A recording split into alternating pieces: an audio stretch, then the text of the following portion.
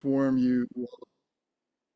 So if everybody can stand and whatever form that you use for your prostrations, please make three prostrations to the Buddha, the Dharma, and the Sangha.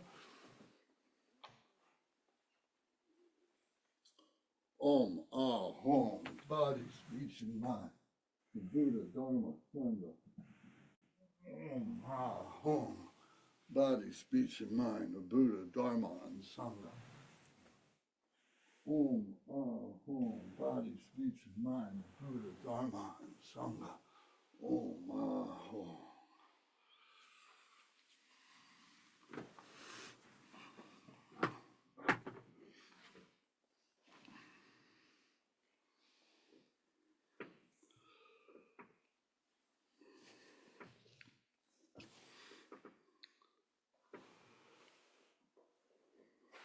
Okay. So, Andy, I presume you've got this book, and would you read the introduction, please, on page 1? Andy's joining us from England, from Nottingham in England. So it's a pleasure to have him with us. So I'd like to. Is that the uncommon preliminaries one? Correct. Yeah. For the benefit of all sentient beings. So For the everybody benefit. follow along, mute your microphones, but follow along with Andy on this introduction, and then we'll talk about that a little bit, and then we'll carry on with the opening prayers. So Andy, when you're ready. For the benefit of all sentient beings, the most gracious Buddha Shakyamuni spoke the Dharma through the sutras and tantras. The 5 profound paths of Mahamudra and the 6 yogas of Naropa are the essence of the Buddha's teachings, which enable one to attain enlightenment even in one lifetime. However, to practice the path of Mahamudra and the 6 yogas of Naropa, one must be fully convinced of the 4 ways of turning the mind, or the 4 ordinary foundations. The 4 ways of turning the mind are the basis for the successful practice of any of the yanas.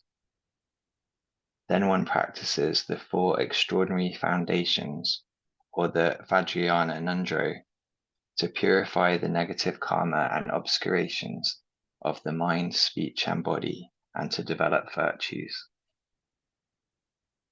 The great 12th century Tibetan saint, Lord Jigten Sumgon, the second Nagarjuna, said, "The Ngöndro is even more important than the higher practices. One must truly understand and practice the simple yet profound foundational teachings before one begins the higher teachings." Very good. Thank you. Does anybody have any comments or questions about the introduction? Last time we met, I gave a little bit of a talk about the 5 profound paths of Mahamudra.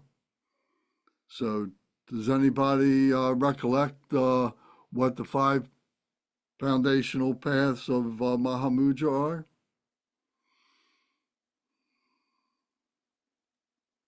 I think I do, Lance. All right, please go ahead. I think there was the path of accumulation, path of application, guru yoga, Mahamudra, and then realization or dedication. I'm not sure Correct, about the last one. correct. So the accumulation, what is it the accumulation of? Gewa, virtue, and wisdom as well. Anybody else add anything to that?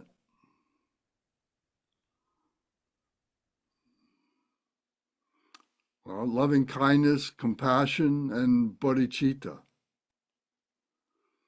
So you can primarily think of it as bodhicitta, the accumulation of bodhicitta.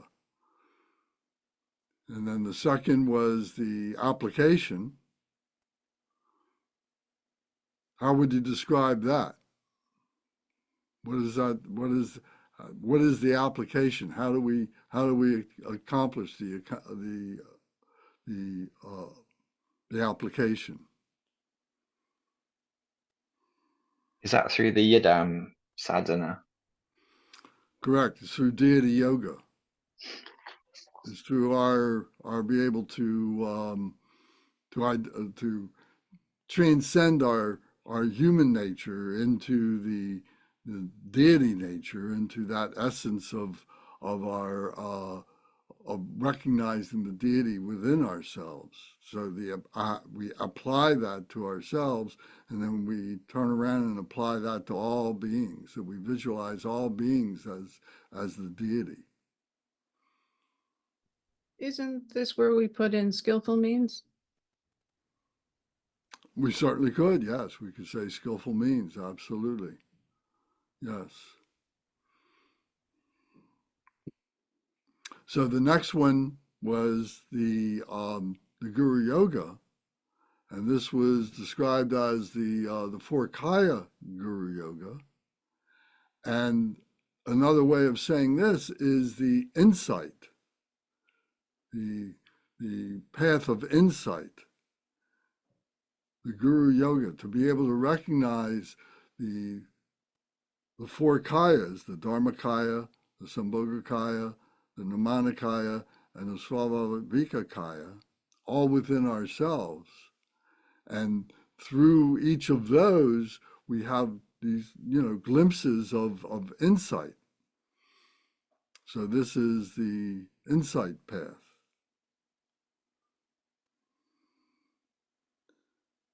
And then the fourth one is the Maha Mudra practice itself, the meditation itself, the union of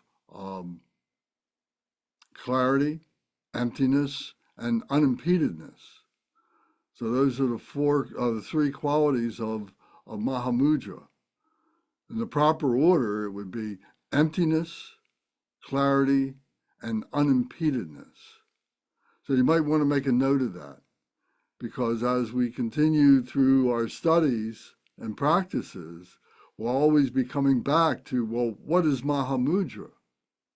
And it's described in many, many different ways. But the essence of what the description is, it comes down to emptiness, clarity, and unimpededness.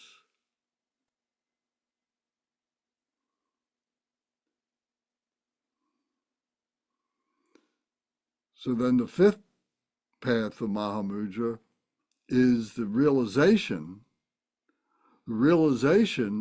of our being for lack of a better word, a conduit for all this knowledge, for all this skillful means to be channeled, to be funneled out for all beings. The dedication of all this wisdom, all this compassion, all this bodhicitta for the benefit of all sentient beings. That's the realization that we're not doing this alone. We are melding, we are harmonizing with that continuum that we talk about. And that's the Tantra practice. This whole practice is an entranceway, is a gateway into the Tantra. And the Tantra is the practice of the wisdom. And so that slowly we begin to stabilize this, so that we take the wisdom and the compassion with us when we get up off the cushion. So it's often said that there is the meditation and there is the post-meditation, and they become inseparable from each other. So that's the fivefold path of Mahamudra. So being able to refer to that often is very useful. This is what our practices hang on. So then the next thing here was the 6 yogas of Naropa. So we haven't talked about that at all, really. So does anybody know the 6 yogas of Naropa?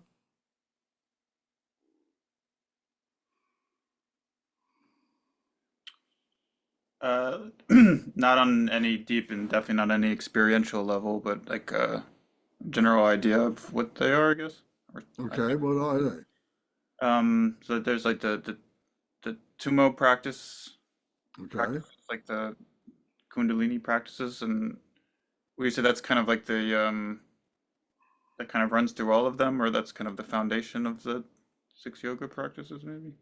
I don't know. okay. Um, and then there's the dream yoga and the powa. I think if I'm pronouncing right, the transference of consciousness. The Poa. Poa, yeah. And the illusory body and clear light, which I'm not exactly sure how those are practiced, but to be honest. But and then the what's the one? There's one I'm missing, I think. But The Bardo. Bardo practice, yeah. Okay, so yeah, so those are the six yogas of Naropa, and the six yogas of Naropa really came from Talopa, but it was, and then through Naropa, who was his primary student, then Naropa kind of, for lack of a better word, kind of institutionalized it and became known as the six yogas of Naropa, but he received them from Talopa. Talopa didn't, as we've been taught, Talopa didn't actually sit down and give teachings. He didn't give lectures. But it was through the many years that Naropa spent with Talopa that through living with him, being with him, he learned these different practices and so on like that. So, Uh, Lens, may I ask you here, like sometimes you see reference to Ati Yoga and Anu Yoga. Are those any of those among Naropa's yogas? I can't say because I'm not that great a student of the those are the Nyingma practices Right. of Yes. the Tantra, and I, I I'm not going to comment because I'm not sure, so I'll just leave it there. So what with the Mahamudra was like a consolidation of some of the Nyingma practices of the yoga of enlightenment. So we've talked about it before, the nine yogic paths. So we've talked about it before, but right now is not a good time to go into that. But they are, they are different paths for the same thing.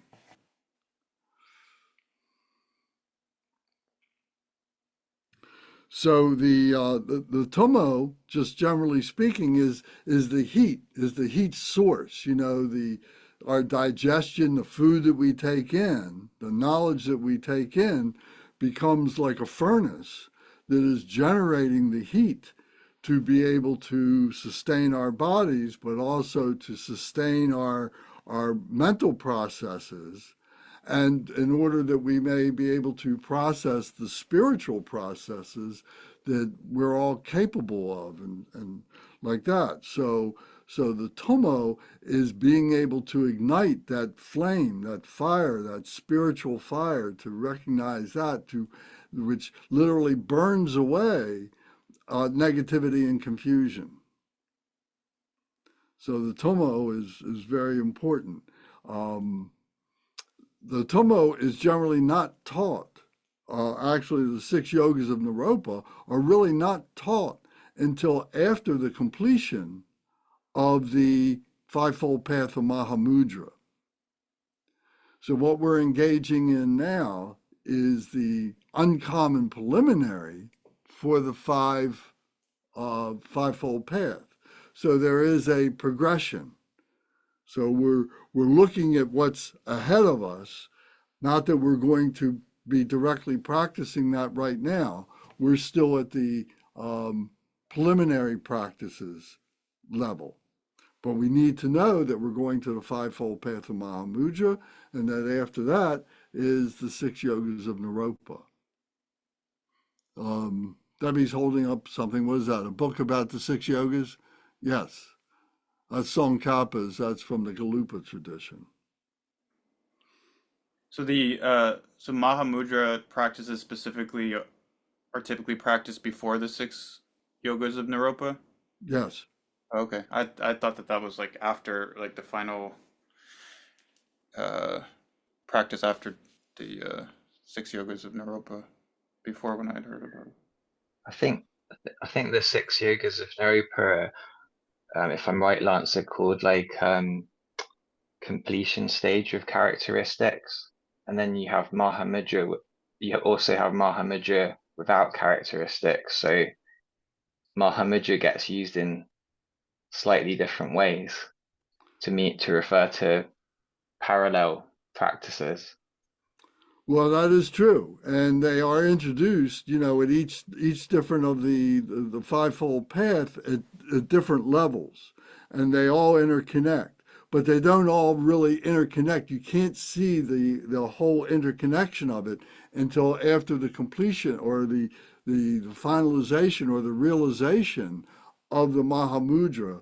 Then you begin to see all of this coming together, and then you'll be able to recognize and practice the six yogas of Naropa. You begin them early on, but they may not be introduced to you in its entirety at that way.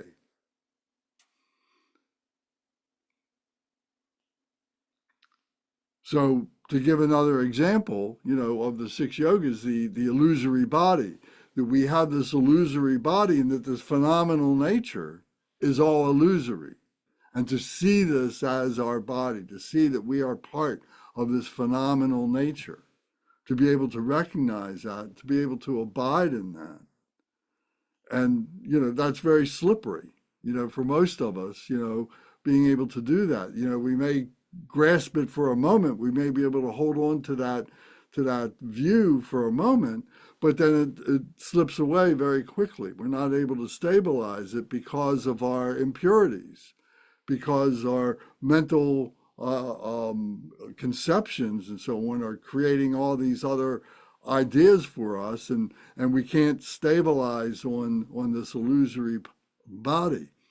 But through practice, we begin to do that. So it's through the preliminary practices. We're learning how to meditate, is what the preliminary practices are, how to develop one-pointed mindfulness. And then we begin to apply it to the bodhicitta, the special bodhicitta, which is the path of accumulation, then the deity yoga, and so on. The deity yoga is traditionally not taught until after the Ngöndro practices. If you go into the monastery, that would be the way in which it's done. So the illusory body is recognizing that all this is illusory. Our body, our physical body, our intellectual body is all illusory. And the spiritual body is the body of it's like the rainbow, is the analogy that's always used. It appears to be there, but it's not there. And then the clear light luminosity is that pristine cognition, the pristine cognition of recognizing the transitory nature of all of this. And that what we are learning is how to approach that, and then to be able to sustain that realization of the clear light luminosity. So the luminosity, the way I like to explain it is the sun has its rays. The sun is radiating, is sending out energy, but it lands on darkness. It lands on objects. It lands on the phenomenal nature, and it illuminates it so we can see it. Otherwise, it's just a big mass of darkness. But through the luminosity, we begin to recognize the different features of that now illuminated darkness, that clear light. So it's igniting the tomo is igniting that clear light. of being able to see clearly, not just the colored lights. We go through stages of the colored lights. We go through the five Buddha families, which each have a different color vibration to them: the blue color, the yellow color, the red color, the green color, and the white color. But then there is the clear light that all those are subsumed within.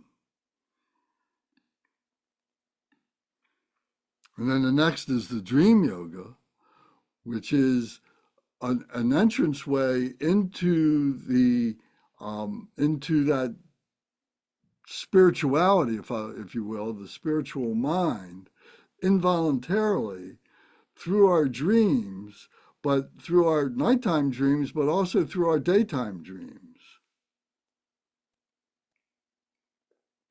And being able to recognize that all this is as transitory as a dream, that our confusions, our appearances, all the things that we see as appearances, are all as transitory as dreams. The dream yoga, the union with the dream. Not that the dream itself is a doorway. It's more like a window.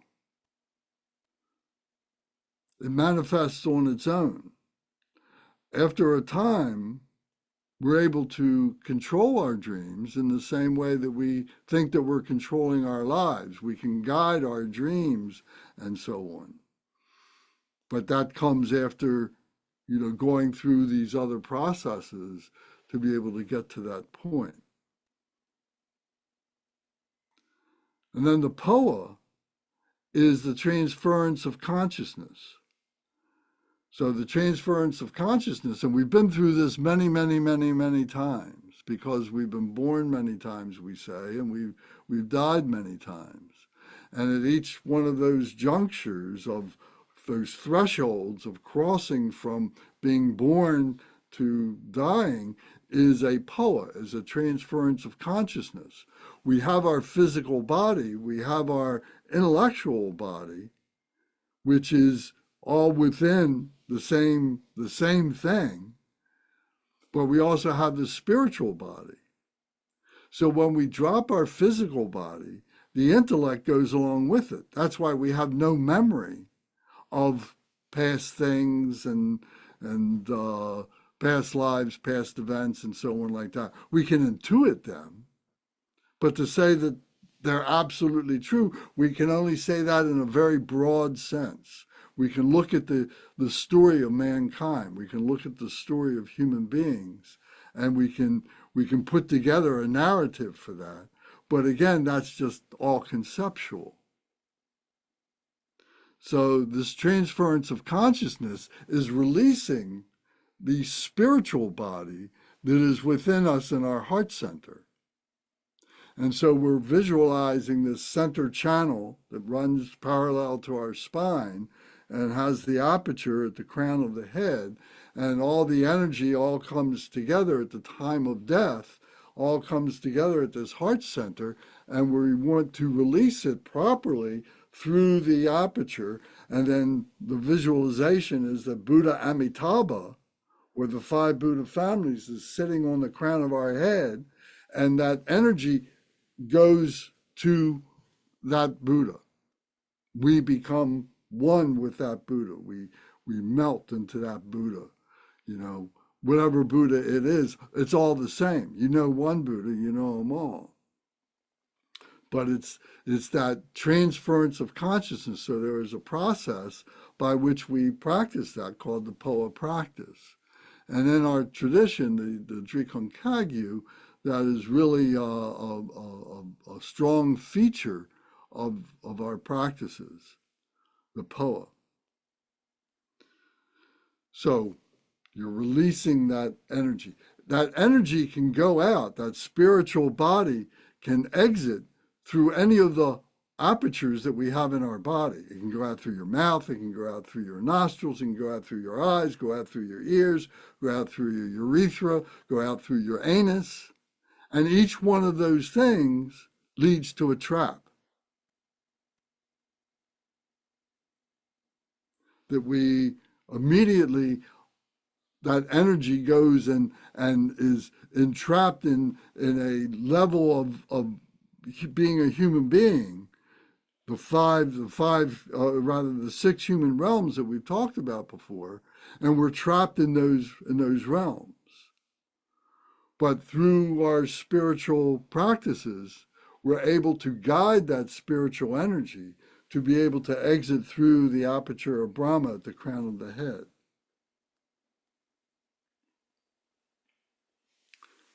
And then the last of the 6 yogas of Naropa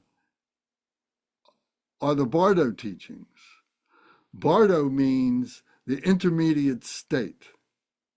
That's in Sanskrit, that's what it means, intermediate state. And that there are 6 intermediate states. We are in the intermediate state of living or being, what we call alive. This is our state. And we're experiencing all this. And it seems like for the first and only time. But we've been through this many times as the human experience, as the manifest experience of spirit. So, but here we can process it. We're learning to recognize it, and we're learning how to guide that energy, to become one with that energy, with that spiritual body. Then we come to the threshold of death, and we pass from this bardo of living in through this bardo of death. And there's like you can think of it maybe as it appears as a narrowing, but then opens up. And through this is great potential for of power, of change.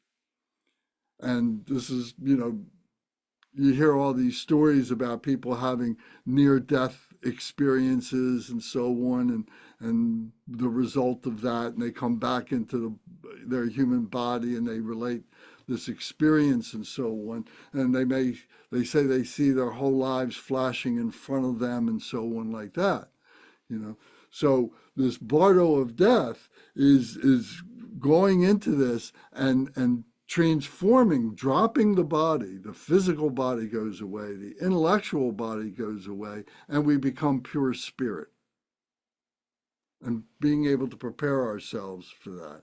Each one of our meditations is a rehearsal for that death.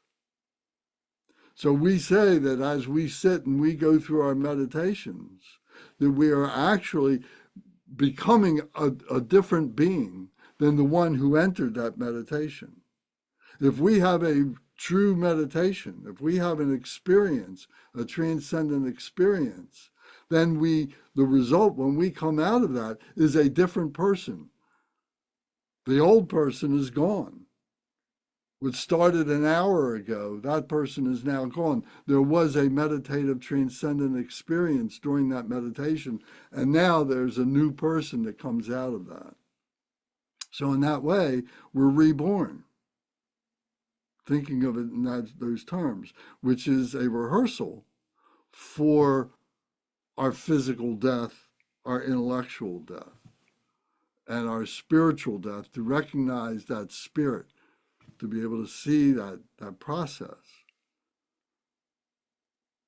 So the bardo of death is that episode that happens there. Then we go into the bardo of reality. The bardo of reality, the intermediate state of reality, is where all the Sambhogagaya teachings are all illuminating all that within our spiritual self. It's being intellectualized for us so that we can prepare ourselves for that coming together with all the spirits that we could conjure up in our intellectual, conceptual mind. But all those different aspects of the true nature, a diamond nature, become apparent to us. We become one with them. And are we prepared for that? The best analogy I have for that is in the Christian Bible tradition, when they talk about that we die and our soul goes to the gates of heaven, and there is Saint Peter or whatever, and who is, questioning us and whether or not we can meet God, and whether we can pass through that gate. And when we meet God, the intensity of that truth, if we're not one with that intensity, if we are not equal to that, if we are not the same of that, we're terrorized by that truth. We can't face it. Oh my God, it's so powerful. So we shield ourselves because we're not ready for it. But if we are ready for it, then we become that light. And that's what we're working for, to be able to develop the stability in that. We have that within ourselves, but it's unstable. So we're dealing with that with every one of our meditations and every one of our post-meditations. So the bardo of reality is being able to see all this for what it is, to be able to see what it is to be a human being, what this phenomenal nature is, what this absolute nature is, from the point of view of being that. And it's beyond human expression. We have to accept that as human beings. That's one of the blockages that we have. That's one of the obstacles, is that we think we can know it and we can teach it and we can talk about it and we can stabilize it, all that kind of stuff. And that's the hubris of being a human being. But that's a falsity and a trap. So that bardo of reality is becoming that light, however we surmise it to be. But we have experience with it over and over again, and we bring that light with us, and that's how there can be a living Buddha as a human being. And we have plenty of examples of that. So reading the biographies of those beings, hearing the stories of those beings, having the experience yourself of that, the gnosis, of knowing that yourself, having that transcendent meditative experience yourself. So that's the bardo of reality. Now, if we're not ready for it, then we go to the next bardo, which is the bardo of becoming, or rebirth. I can't stand it. It's too powerful. I'm not ready for it. I'm not pure enough to remain as that light. I want a body again. I want an identity. I can't be that free. So I start looking for a body. I start looking, am I going to be a human being? What kind of human being am I going to be? Am I going to be an animal? Am I going to be this? Am I going to be that? And this is where our karmic winds are blowing us in this or that direction. So this is where the responsibility of our karmic actions comes to bear. So being prepared and being able to learn how to guide that spiritual body, which is now accepting and looking for a suitable body to be reborn in. It's looking for its parents. We've looked for our parents. We found our parents in this life. We've been through this many times. But even if we've been through it only one time, through that one time, you can surmise all these other things and think about that essence of that spirituality that you know that you have within yourself, And how is it that it manifested in a body by the miracle of the sperm and the egg coming together with your spirituality, the Holy Trinity? Each one of the traditions that I know about that human beings have developed over the many years or whatever of time, there's always this Trinity. So that which we are is a result of that.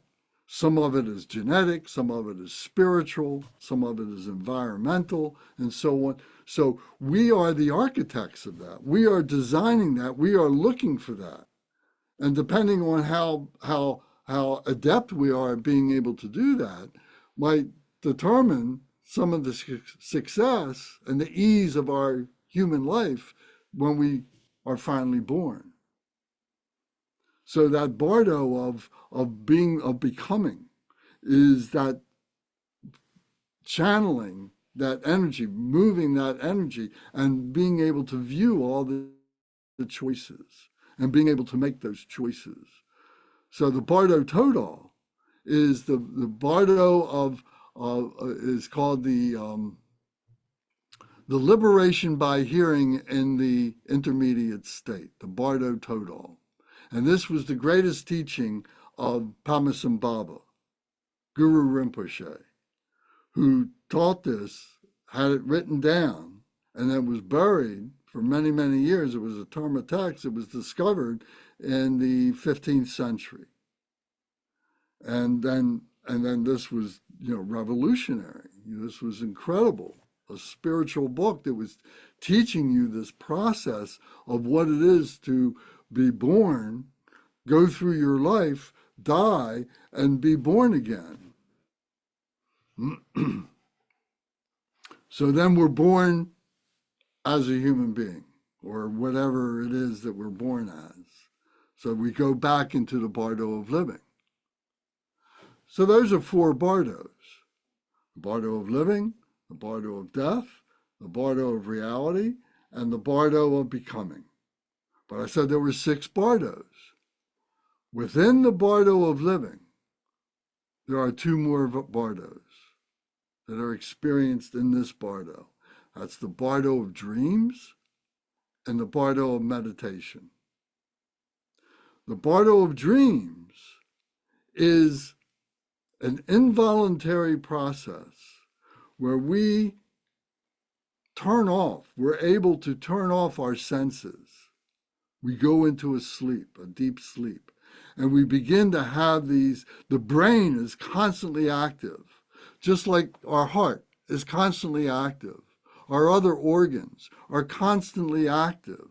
We're not aware of them. We're not aware of them right now, but they're constantly working. The brain is constantly working, and it's going through subtle changes of organizing the day and what happened yesterday and what your anticipations are. And it's very emotional and so on. And our early part of our dreams are those emotional displays that are happening, that we're rehashing what happened earlier in the day or anticipation of what's going to happen when we wake up. So we go through that period of dreams, and then we may be able to stay asleep, or maybe we wake up 2 o'clock in the morning and we're, fraught with all these thoughts and so on. But maybe we're very peaceful and we're able to fall right back to sleep again. And then we go into that sleep that comes 3, 4, or 5 o'clock in the morning, which is a very, very, very, very deep sleep. And here it's the window into our spirituality, into that bardo of reality. The window, it's an involuntary process. We have very little control as an ordinary person. As we develop more and more, we can kind of guide ourselves through that. But generally speaking, It's an involuntary window into reality. And we can see what we're doing, what our choices are. It's very symbolic. It's all symbolic.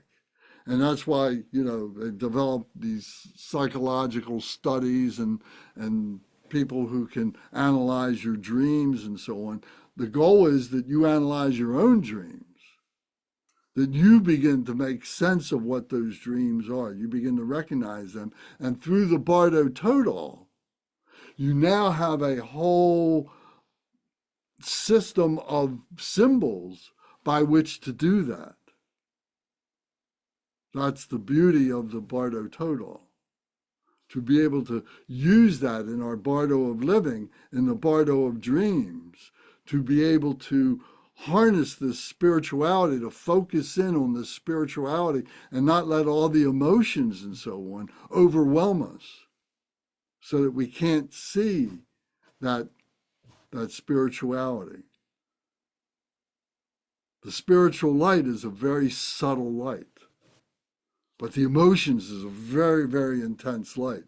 It's like 1,000,000-degree brightness light bulb that swamps the spirituality if we let it. But if we're able to ignite that clear light, that it doesn't even recognize those emotions. It just sees them as just part of this phenomenal nature, this illusory nature that we talked about. So in the Bardo of living, we have this dream Bardo. We can experience that involuntarily. Now the next Bardo, the last Bardo to talk about here, is the Bardo of meditation, meditative concentration. The Bardo of meditative concentration. Now, this is completely voluntary. This does not happen by itself. This happens because you are guiding it, because you have the tools within yourself that you've developed them. Now, you may not be aware of the tools until you start studying spirituality. Then you realize, oh, well, I kind of understand that. I kind of recognize that.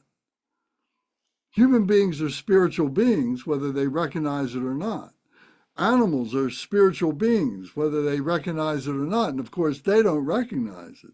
Insects are spiritual beings, whether they recognize it or not, and they can't recognize it.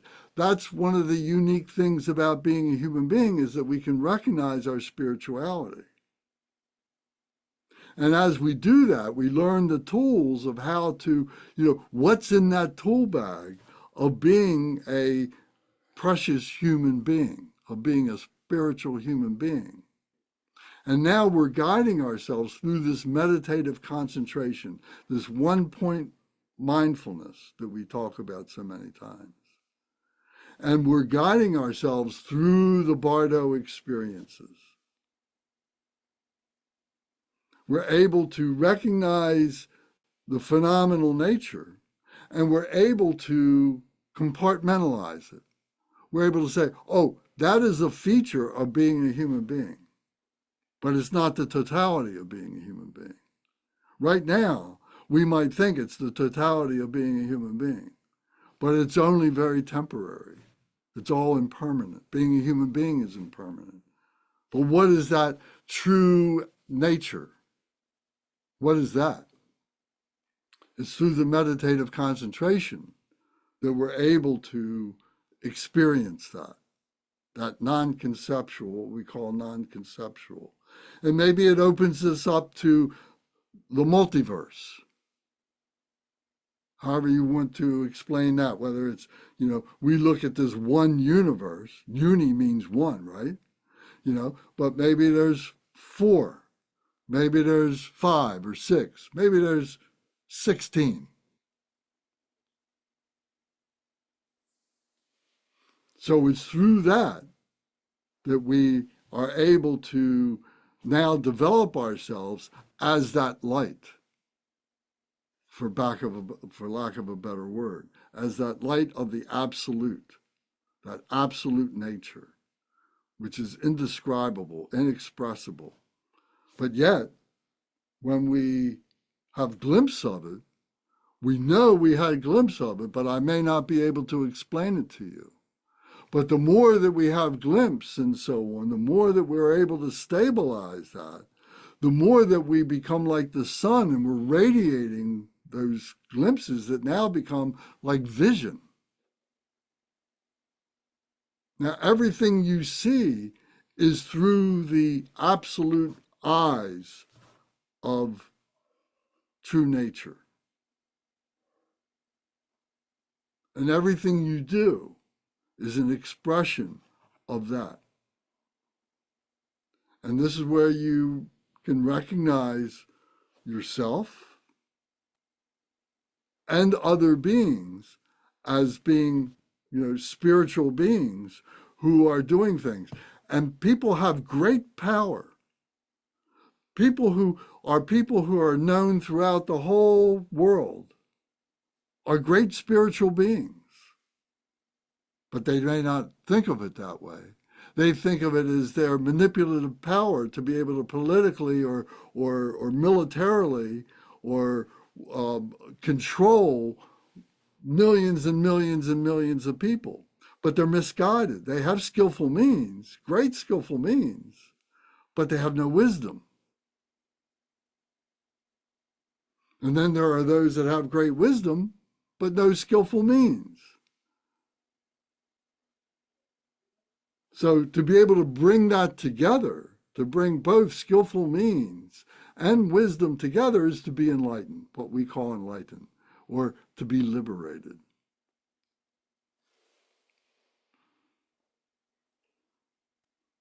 Yes, Gary.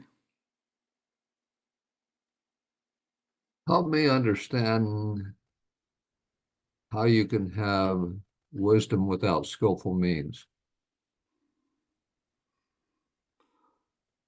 Well, very coarsely, think of the universities. Think of the great teachers, the great professors who have all this knowledge of the world, all the sciences, all these psychologies, all these different things. And all they can do is teach, but they're not enacting it themselves. They're teaching you, well, here are these systems, here are all these things, but what are they actually doing themselves? They have all the tools necessary to solve all these problems, but yet they hold themselves back. They'd rather reside on the pearly, how do they say, the ivory towers. They'd rather live in their own pleasure of knowing that they know and not having to dirty their hands by getting in there and living amongst those that are suffering so much.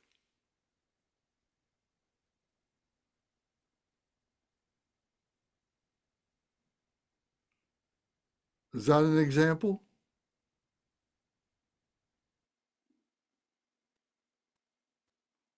You just turn your microphone back off.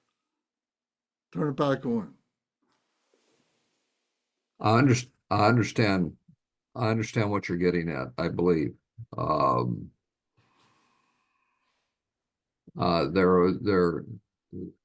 not getting their hands dirty. They're above it all too. You can know about suffering and you can have solutions, but unless you live among the suffering, then and touching it,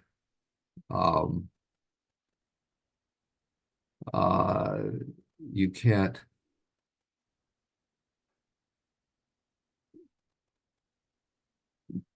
You can't really move anything that you don't touch. Is an inadequate but the best way.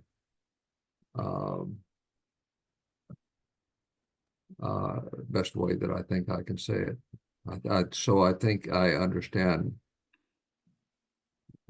what you're getting at. They're not living in the world that they're talking about.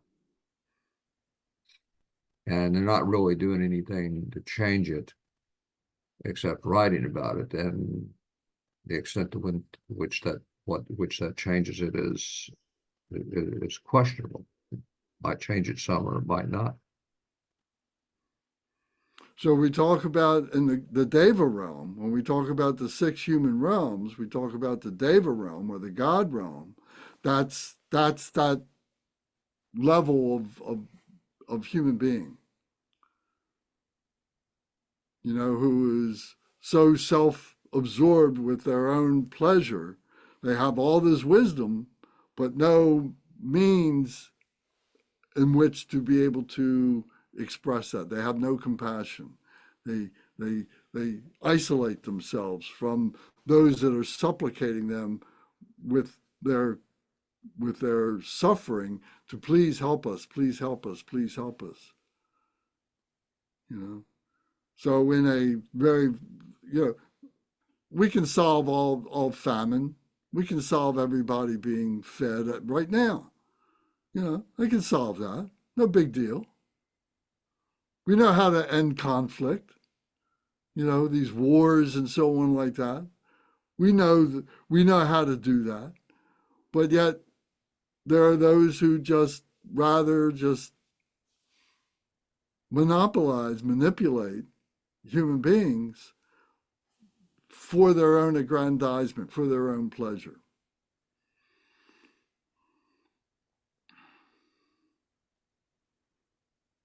Does that make sense? Anybody have another comment about that?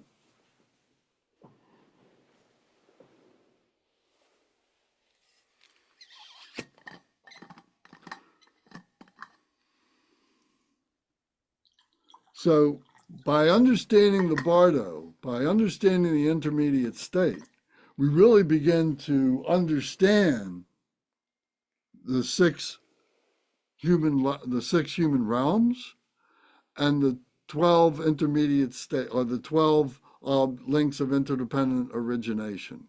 All these things start coming together. But it is a process to be able to do that. If we just started talking about the Bardo Total, people are going to get turned off by it because they're not ready for it. They're not able to accept the responsibility of this understanding. So they're either going to say, "Oh, this is bogus, and nobody should pay attention to this," and so it becomes damaged, or they become damaged, and they're damaging others through their non-acceptance of this. They're poisoning this well. They're puncturing holes in the vessel of truth, and the truth is leaking out.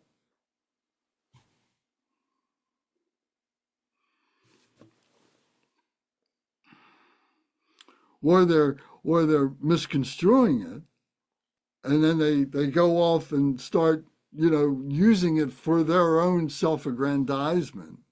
They start building cults and so on like that, using this power that they've learned about, whether they realize it or not, but they're manipulating it, as I say, for their own self-aggrandizement. And we know examples of that.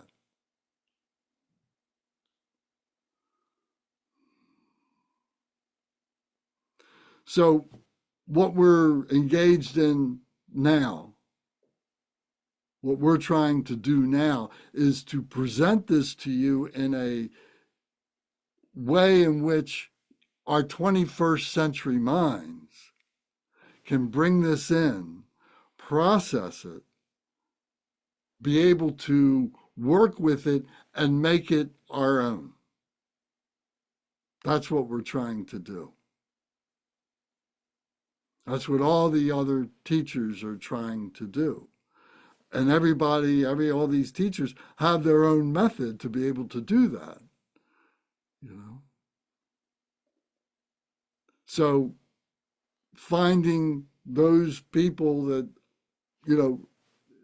there's a certain degree of magnetism that has to do with this. People just kind of appear, people pop up, people come. You know, some people need a very rigid structure in which to do this. And maybe it might take lifetime after lifetime after lifetime. It's taken us lifetimes to get to where we are, you know. But some people can apprehend this easier and quicker, and that rigidity would turn them off. So they need to have a wider space in which to be able to process this, you know, with their 21st century minds and so on. So there's different teachers, there's different schools for all these different people and so on. So it's just finding your own level, finding your own way amongst all the choices that we have.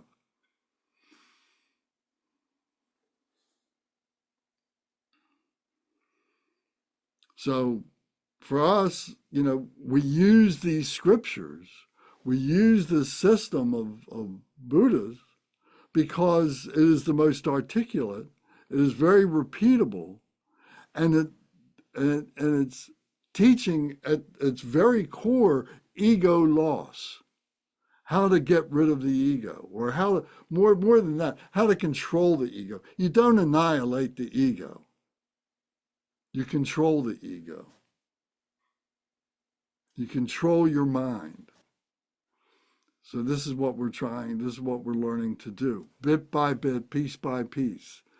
You know, the more you do this, you know, it's not, I'm not saying that it can't happen, but most people don't learn this in a year or 2 years. You know, it might take 20 years. It might take 15 years, it might take 5 years, it might take 5 lifetimes. But being able to put time into the crucible of this purification, you know, is one of the things that we have to do. We have to give up our idea of time, our concept of time, and just say, wow, I'm glad to be where I am right now. And I'm going to maintain this freedom as best as I can. And where it takes me will be wonderful, because I have faith in that. We talked about the 3 faiths before. The yearning faith, the trusting faith, and the clear faith. So all these things are tied together. You know, you begin to see how the Dharma works.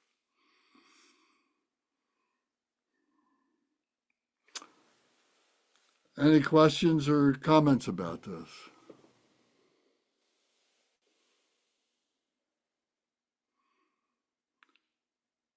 Andy's a pretty erudite guy. He's been studying for a while. Do you have any comments about this, Andy? Oh, wow. Thanks for the kind words. I don't know really. I just appreciate the really comprehensive overview that you gave, Lance, and also I didn't expect you to talk about the Bardo teachings, and I guess that in itself shows that it hadn't kind of clicked with me how they meshed in with the other things we've been talking about, like the fivefold Mahamudra. So that was really helpful. And yeah, you and I are quite different, so I always enjoy listening to your way of presenting things, because it's a fresh angle on things. Yeah, so I don't have anything erudite to say, I'm afraid. Not at this point. Well, thank you. Anytime you have something to say, we want to hear it. Okay, thank you. Debbie, how about you? What do you? Debbie's been a student of this for a long time, and her points of view are always very, very, very on target. What do I have to say? Other than yes, that's how it works. Yeah, I have to say that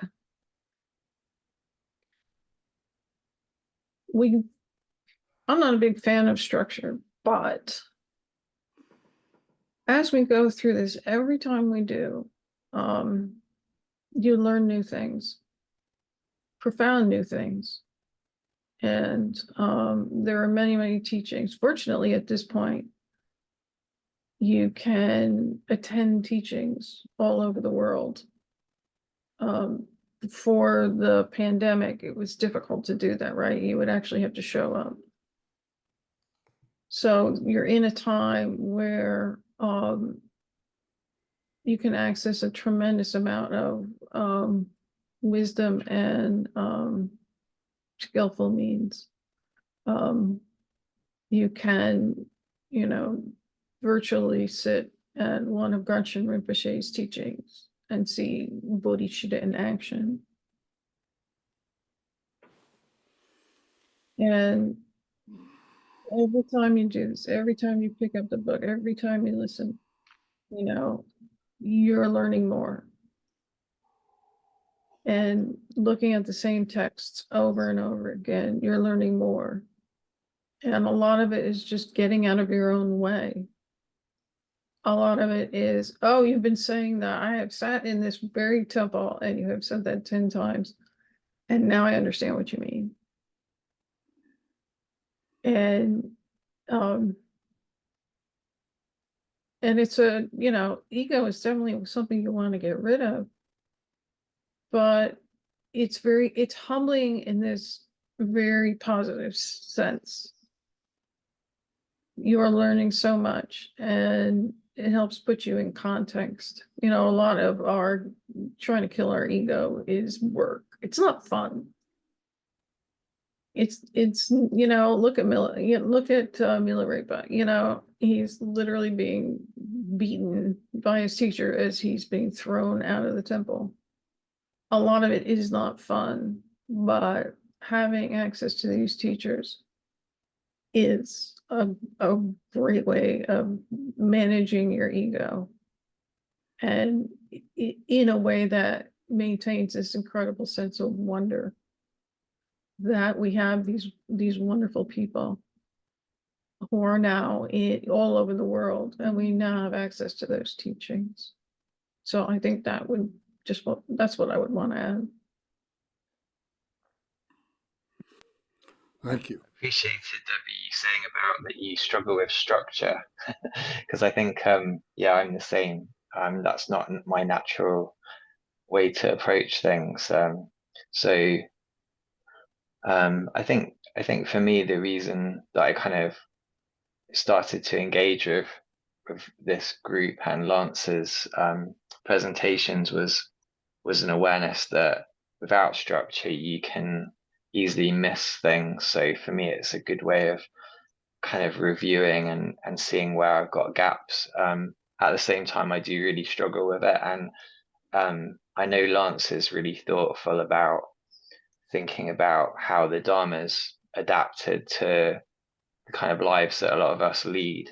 But taking a cue from kind of your honesty, Debbie, I think I would have to say that I still often feel that the kind of curriculum or presentation still seems extremely shaped by the monastic tradition. And I'm really interested to see how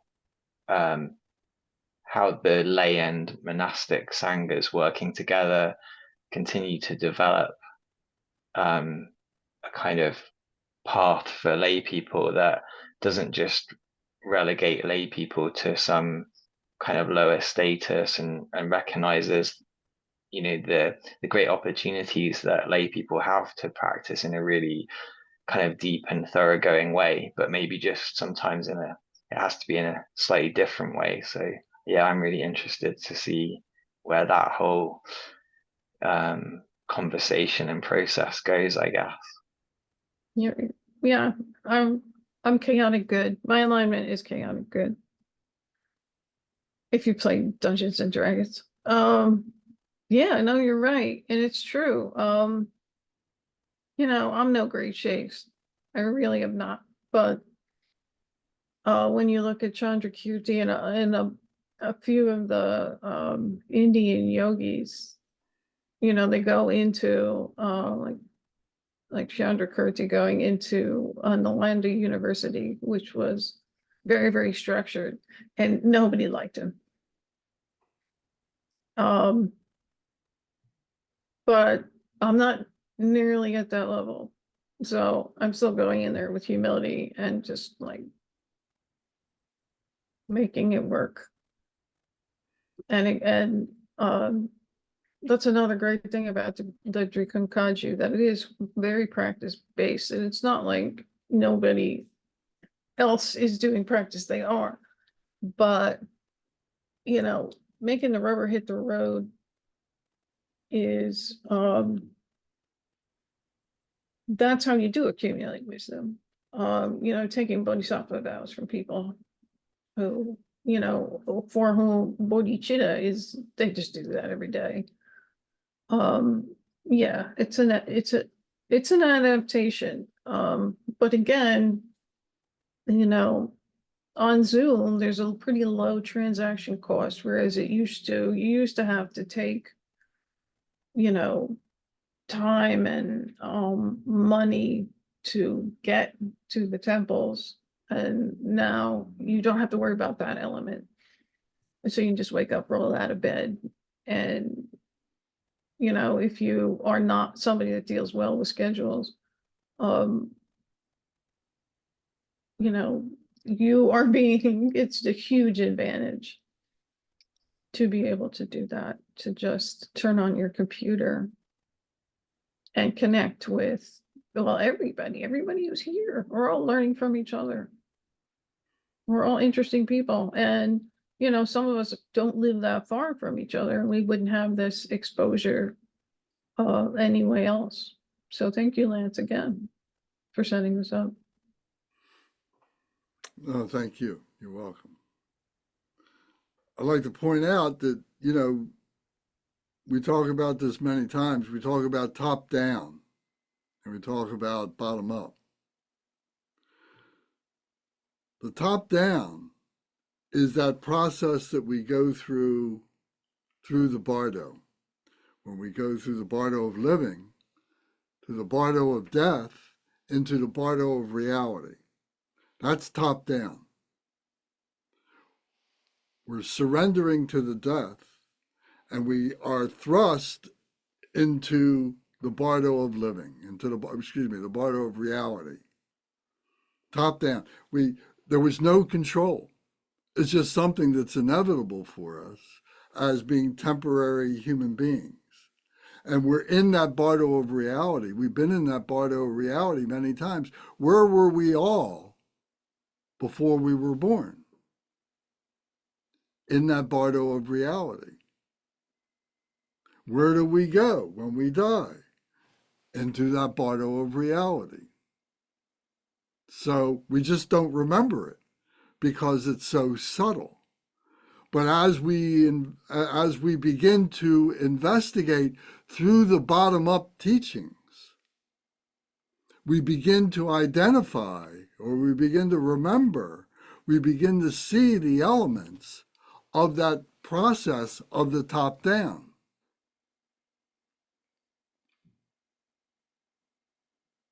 So remember, the meditation is the key element here, because that gives us a rehearsal as an ordinary human being in the bardo of living to be able to experience that.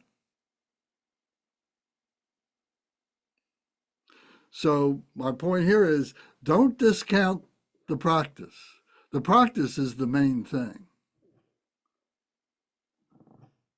We can get caught up in the intellectualization of this, of the rigidity of the structure, and we can lose the spontaneity of the top down. So whatever tools you have in your bag to be able to experience that top down. Now I'm going to tell you something that maybe you've heard me say years ago or something. I talk about this once in a while. But, you know, we eat food, don't we? We eat our vegetables and we eat our fruits and we eat our proteins, our meats, our legumes, or whatever. You know, I'm not an expert in this. I just eat anything. I'm an omnivore.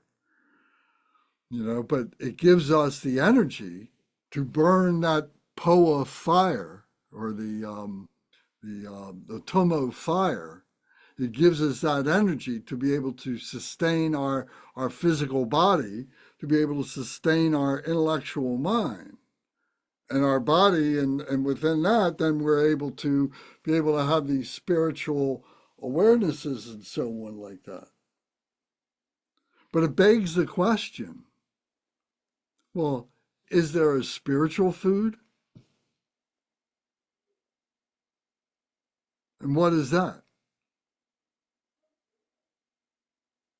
And in the ritual experiences of not only the Buddhists, of the Tibetan Buddhists, which is an esoteric form of Buddhism, you know, it's the higher stuff. It's becoming Buddha itself, is the ritual of the sacraments. In the Catholicism, there is the essence, there is the ritual of the sacraments. In Judaism, there are the sacraments. In Hinduism, there are the sacraments.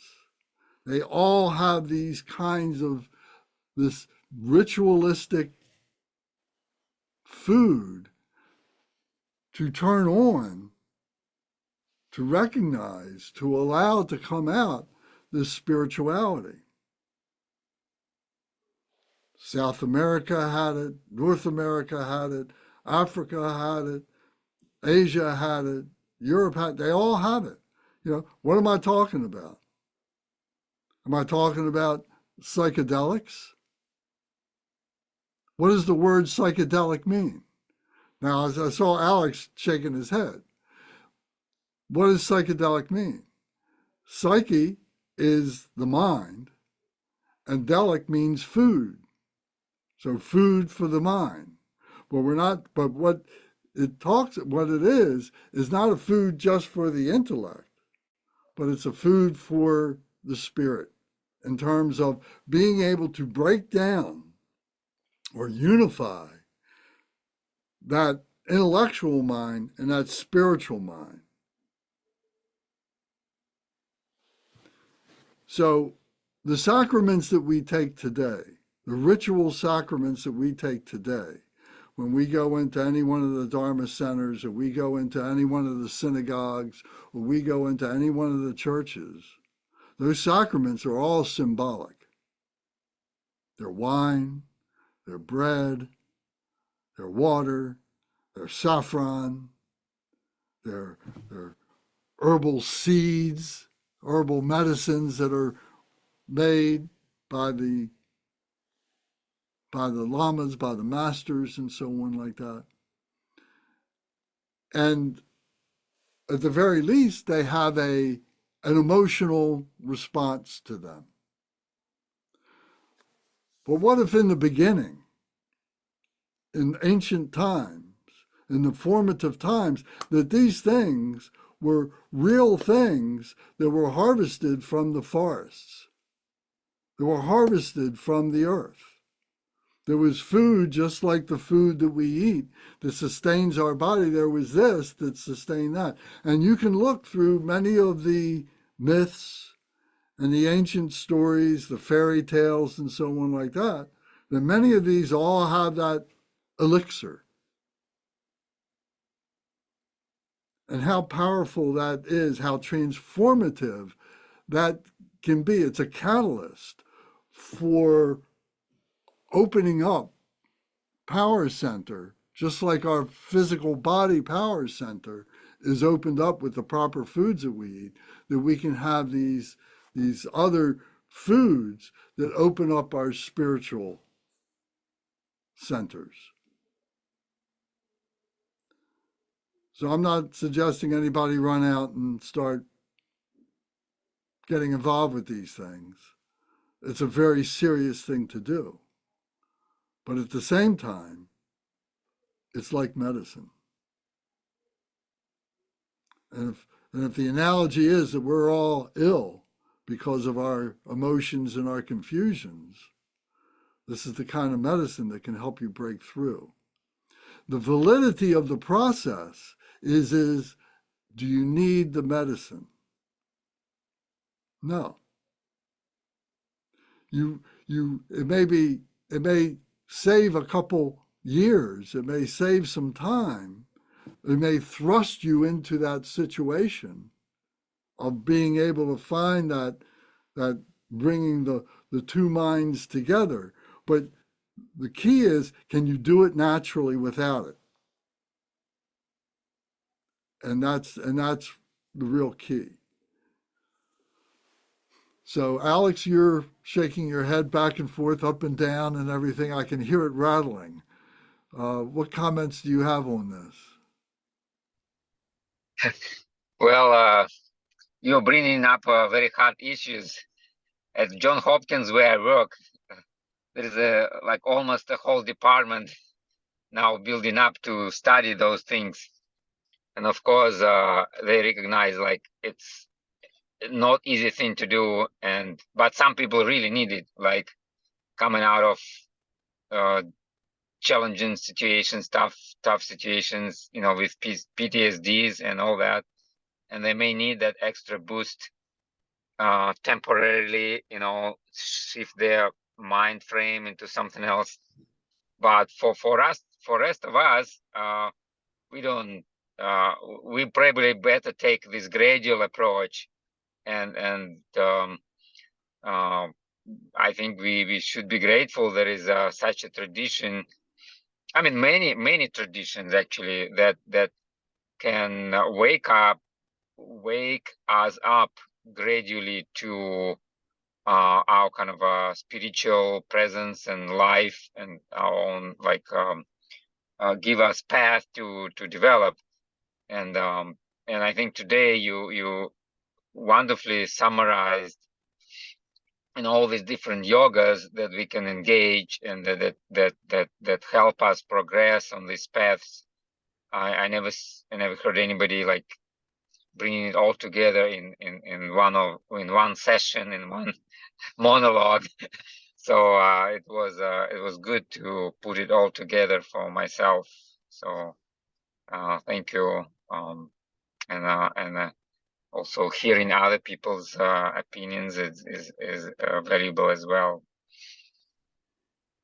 Thank you very much.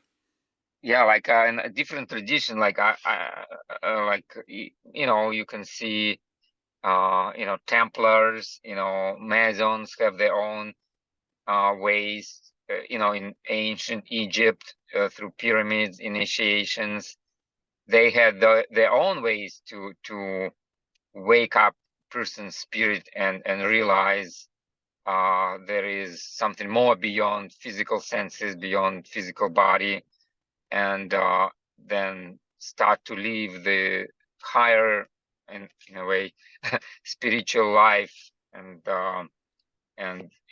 operate in realms that beyond the physical one. Not only physical, but also beyond energetic, beyond emotional, beyond actual intellectual, and so on and so forth. So that's a wonderful discussion today. Thank you.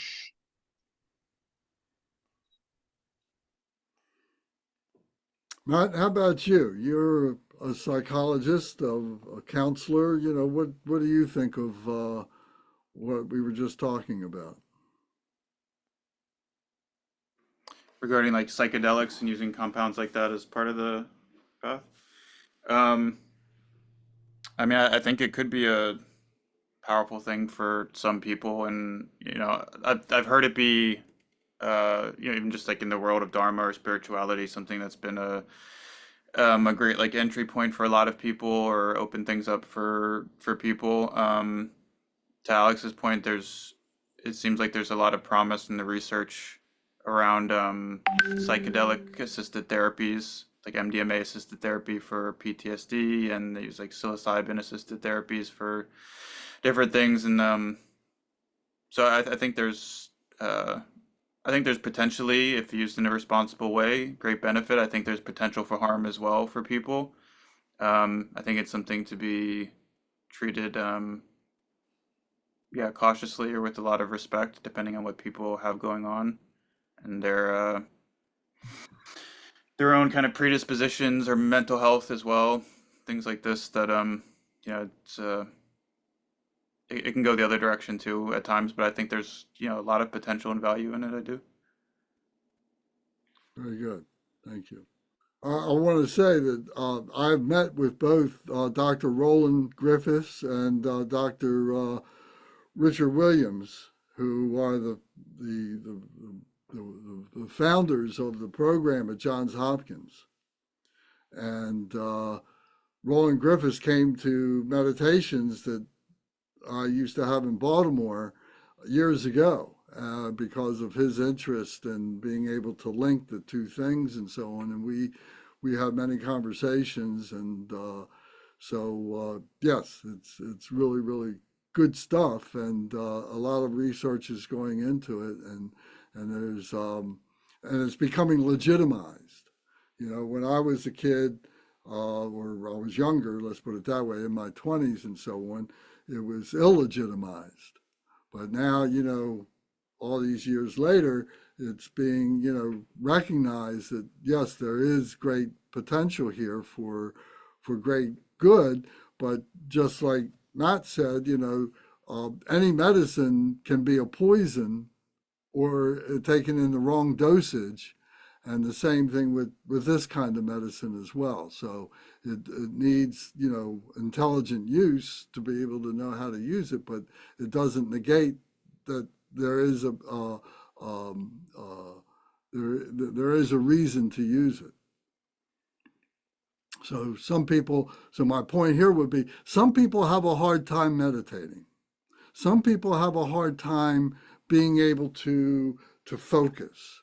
Some people have a hard time being able to sit in one place for an hour without moving and so on, and some of these things can help you to do that, because it kind of turns everything off around you for a temporary period of time, and it allows you to work with your mind to recognize, wow, I'm only in it's a mind thing. It's a mind experience that I'm going through. And once you recognize that you've got that power, then you can begin to learn how to do that alone without the need of the medicine.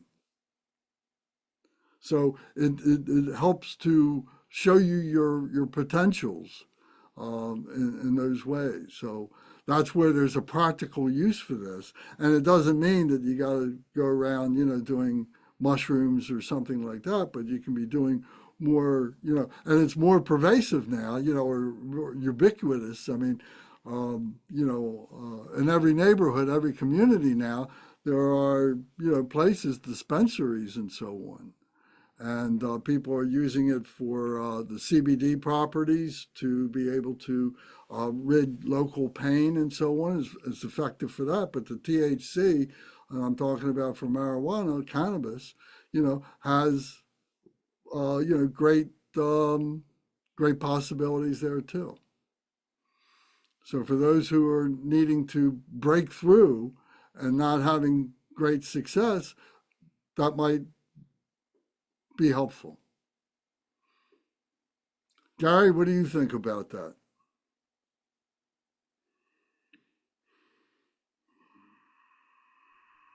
Well, I agree that in the early days, it was just out there and not fully, all the implications of its use weren't fully understood, and it was probably by a large segment of the people, the user population, used not for medicinal purposes, shall we say, used to escape. But that, with when I was young, the old doctor told me every medicine has a little poison in it. And depending on how you use it, it can help you or it can hurt you. And I think that because of the damage that psychedelics did to some people, and very public damage that it did, that the good that they could do was not considered as completely as maybe they should. I think we're in the early stages of fully understanding, and I'm certainly not an expert of the good that they can use be in certain situations with certain people. We need to study them a lot more, or they need to be studied a lot more. All right. Well, thank you very much, everybody. I'm glad I went into all this today.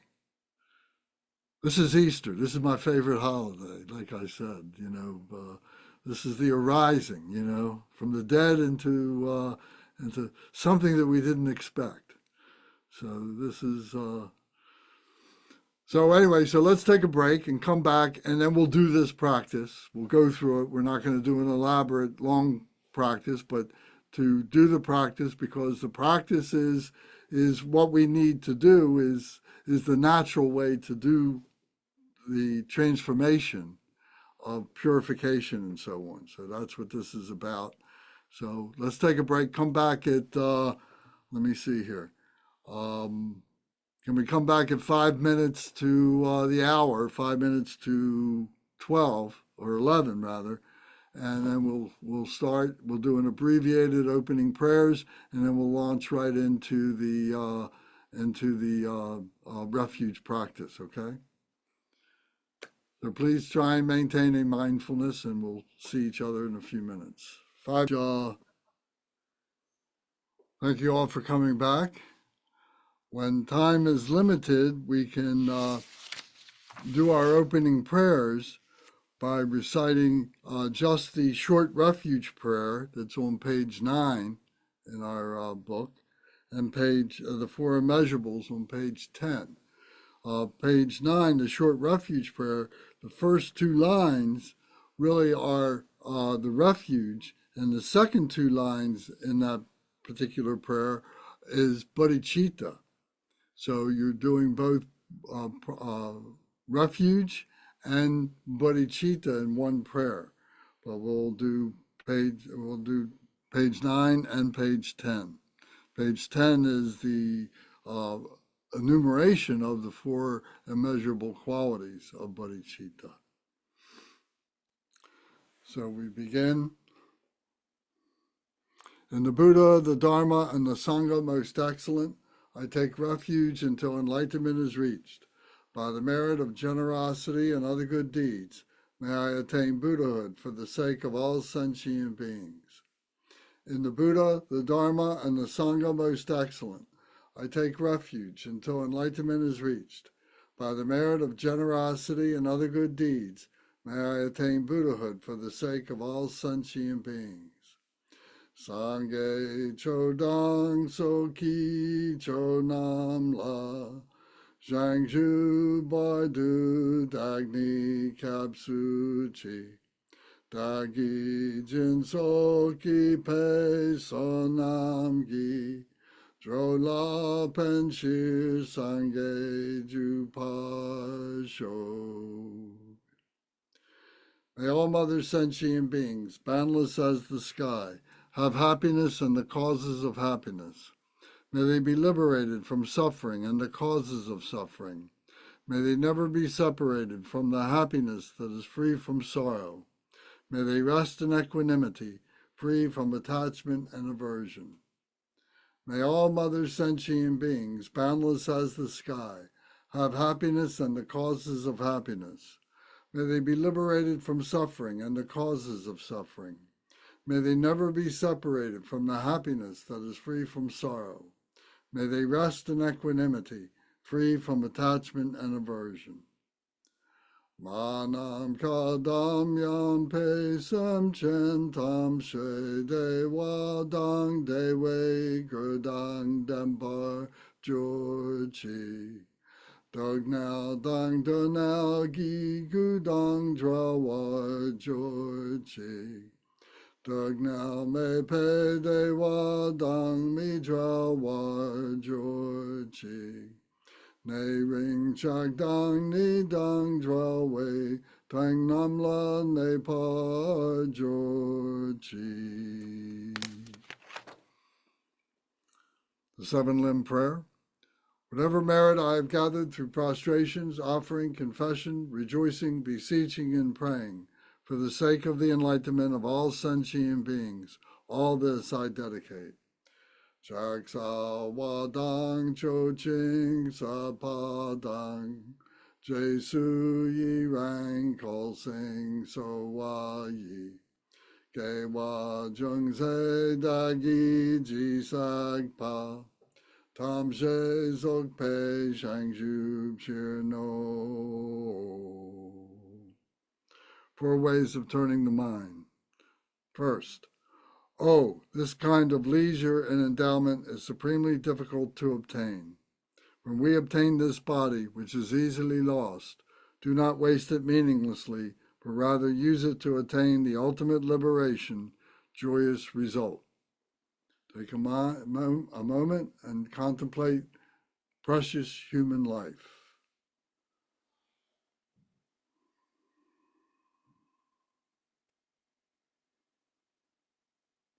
The 8 leisures and the 10 endowments.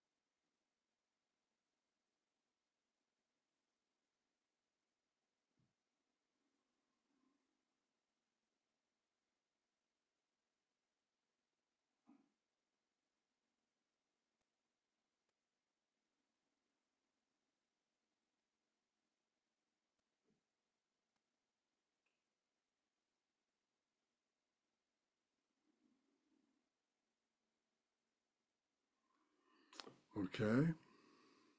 Number 2, the nature of all phenomena is impermanence.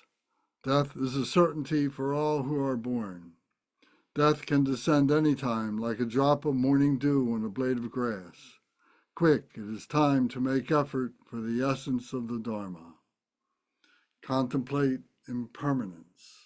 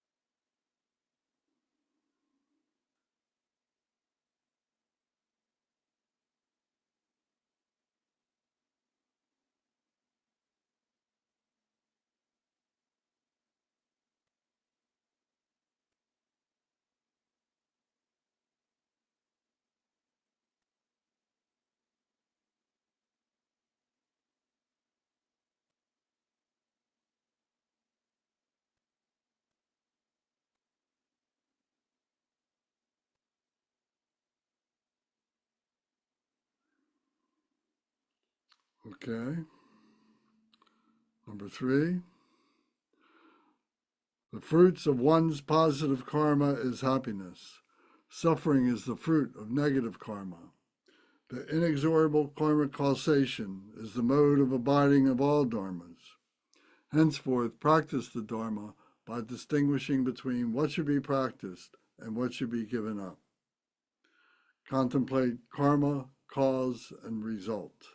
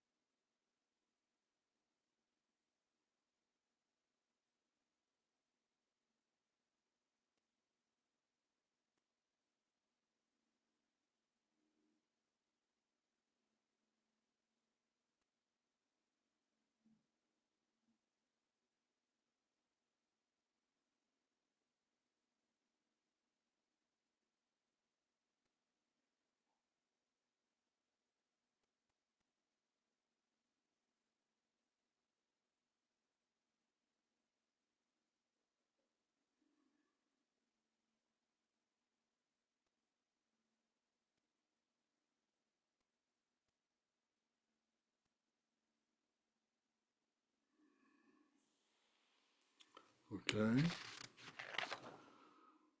Fourth, in the three lower realms and even in the three higher ones, there is not an instant of absolute happiness. I will avoid the root cause of my samsaric existence and practice the excellent path of peace to enlightenment. Contemplate the suffering of samsara.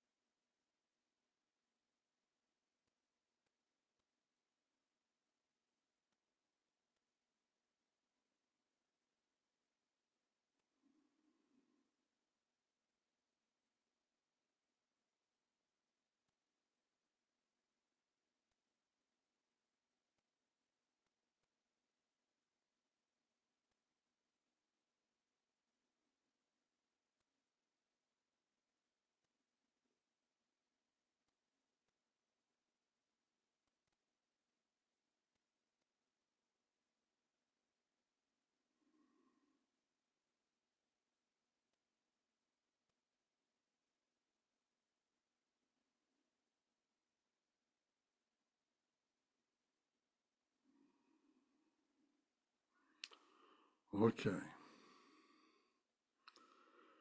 Now we purify with the 100 syllable, or with the, we visualize the protection circle by reciting the Sanskrit alphabet mantra.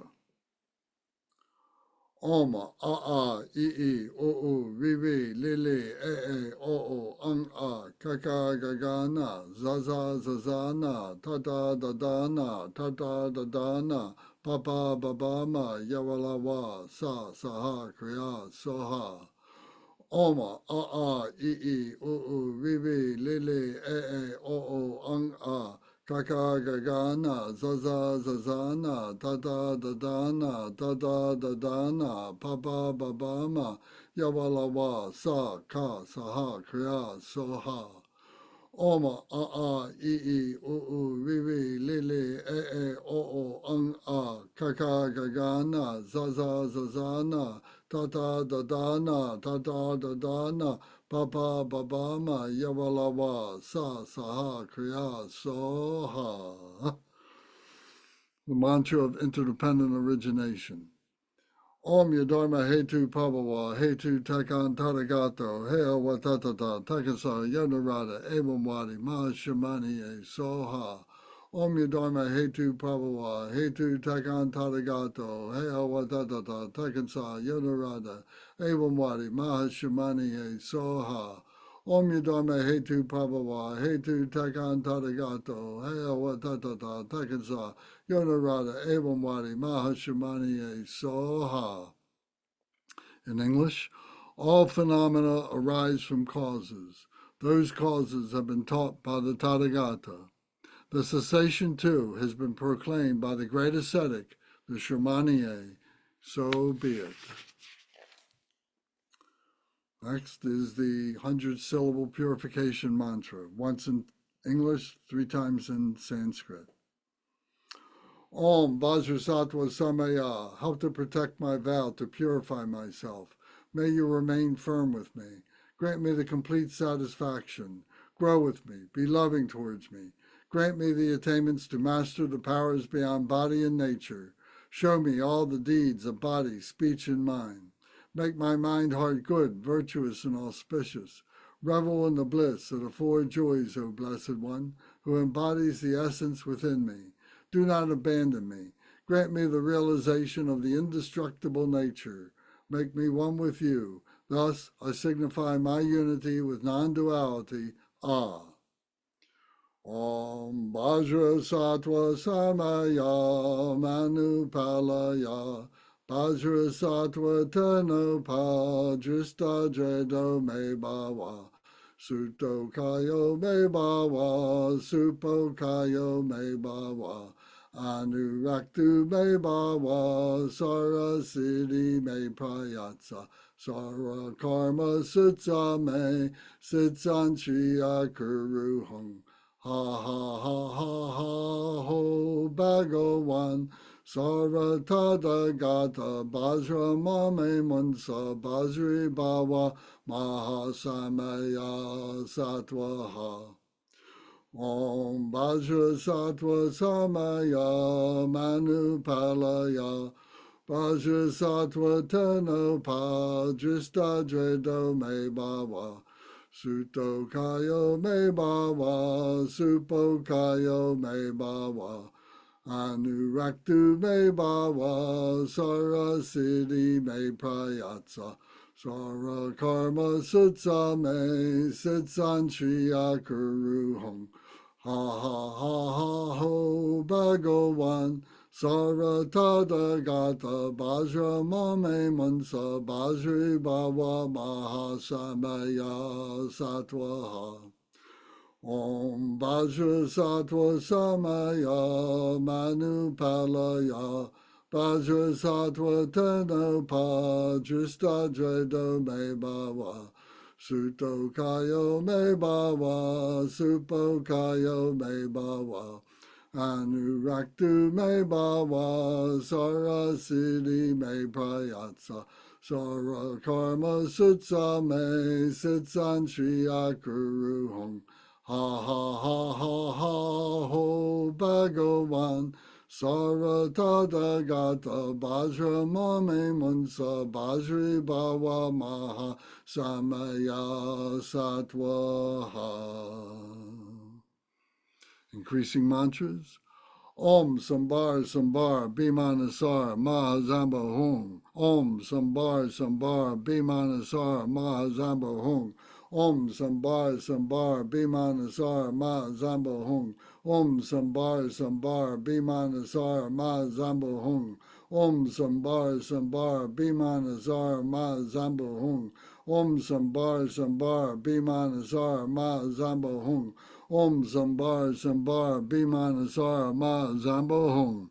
In English, arising from a defiled mind, be reborn into great wisdom.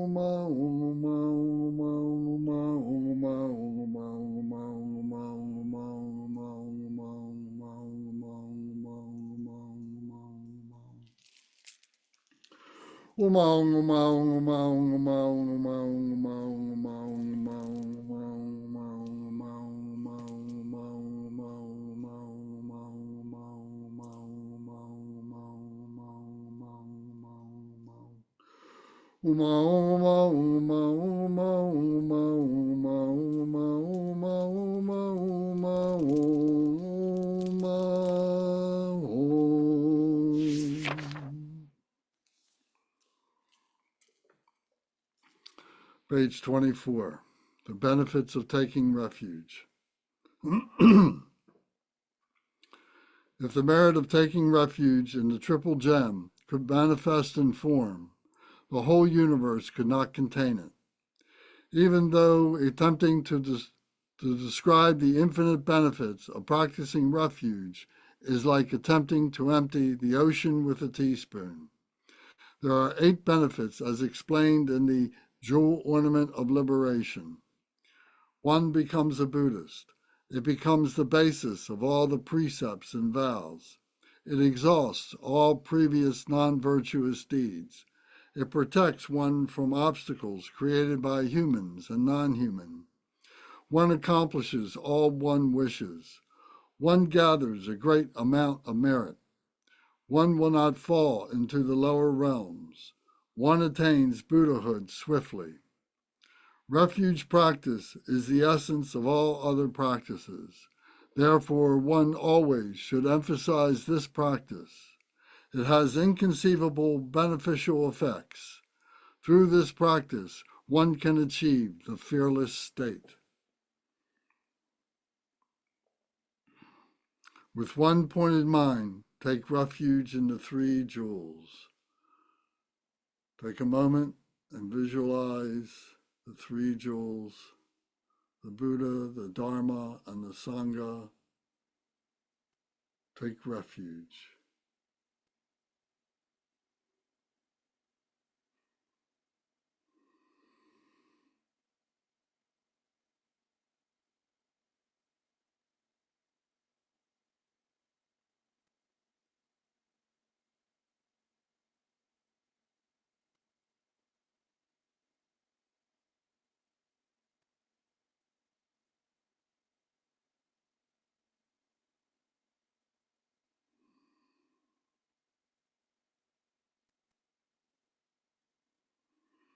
Okay.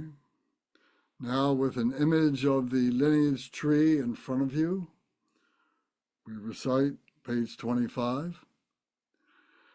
Meditate the surroundings as inseparable from a Buddha field.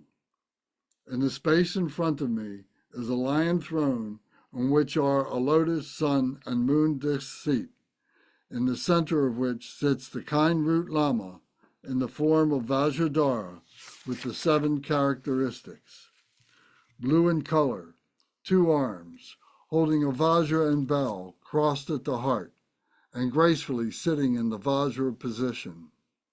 Adorned by the silken robes and various precious jewel ornaments, and surrounded by all the lineage lamas. In front of the lion throne is the Yidam Chakrasamvara, the male and female aspects in union, whose manifestation is simultaneously appearance and emptiness. At the right side of the throne is the assembly of the Buddhas of the 3 times, possessing all the auspicious signs of the Buddha, together with the 1,000 Buddhas of this fortunate kalpa. Behind the throne is the Prajnaparamita, proclaiming the relative and ultimate meaning of the 3 yanas. To the left of the throne is the assembly of the compassionate bodhisattvas, surrounded by the Sangha of the 3 yanas. Around the base of the throne are the Dharmapalas, an ocean of guardians gathered like clouds. We recite the refuge prayer. Buddhas, Dharma, Sanghas, Yidams, and Dharma protectors, to these supreme objects of refuge, for protection from the hordes of sufferings of samsara, we, all migrators, go for refuge until enlightenment is attained. Buddhas, Dharma, Sanghas, Yidams, and Dharma protectors, to these supreme objects of refuge, for protection from the hordes of suffering of samsara, we, all migrators, go for refuge until enlightenment is attained. Sangye cho so gyedam cho kyung che, kyab chog nam la dak sok dro wa kun, si pe jik sok nam la le kyob chir, chang chu ma to bardu kyab su chi. I rejoice when all sentient beings are happy and free from the samsaric suffering and swiftly attain ultimate Buddhahood. For this purpose, from now on until I achieve enlightenment, I will follow the path to the ultimate goal. I rejoice when all sentient beings are happy and free from the samsaric suffering and swiftly attain ultimate Buddhahood. For this purpose, from now on until I achieve enlightenment, I will follow the path to the ultimate goal. Drikung den dogjal drel wadang, nor du la me to par da Yahweh, De Chir Deng Ne Chang Su Ma To Bar Ne Pe Don Chok Lam La Jog Pa Ja.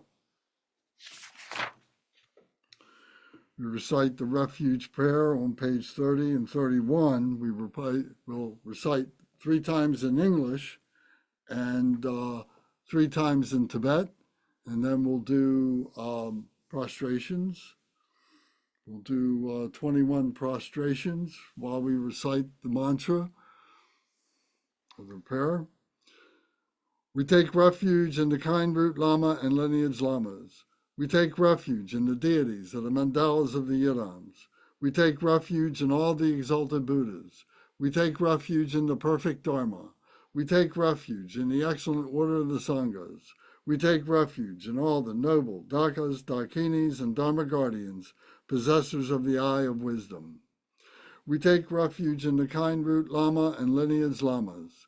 We take refuge in the deities of the mandalas of the Yidams. We take refuge in all the exalted Buddhas. We take refuge in the perfect Dharma. We take refuge in the excellent order of the Sanghas. We take refuge in all the noble Dakas, Dakinis, and Dharma guardians, possessors of the eye of wisdom. We take refuge in the kind root Lama and lineage Lamas. We take refuge in the deities of the mandalas of the Yidams. We take refuge in all the exalted Buddhas. We take refuge in the perfect Dharma. We take refuge in the excellent order of the Sanghas. We take refuge in all the noble Dakas, Dakinis, and Dharma guardians, possessors of the eye of wisdom.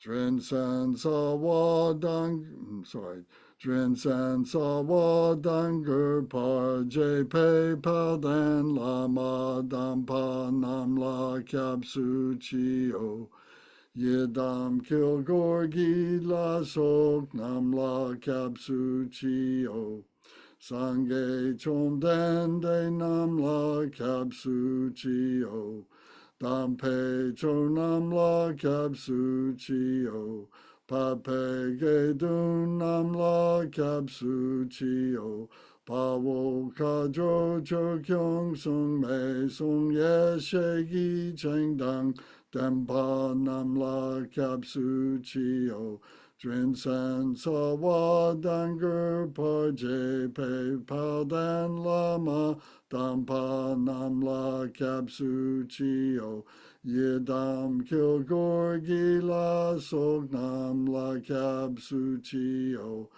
Sangye Chom Den De Nam La Kyab Su Chi O Dam Pe Cho Nam La Kyab Su Chi O Pa Pe Ge Dun Nam La Kyab Su Chi O Pa Wo Ka Jo Cho Kyung Sung Me Sung Ye She Gi Cheng Dang Dem Pa Nam La Kyab Su Chi O Dren San Sa Wa Danger Par Je Pe Pa Dan Lama Dam Pa Nam La Kyab Su Chi O Yedam Kil Gorgi La Sok Nam La Kyab Su Chi O Dam Pe Cho Nam La Kyab Su Chi O Pa Pe Ge Dun Nam La Kyab Su Chi O Pa Wo Ka Jo Cho Kyung Sung Me Sung Ye She Gi Cheng Dang Dem Pa Nam La Kyab Su Chi O. Continue with your 21 prostrations.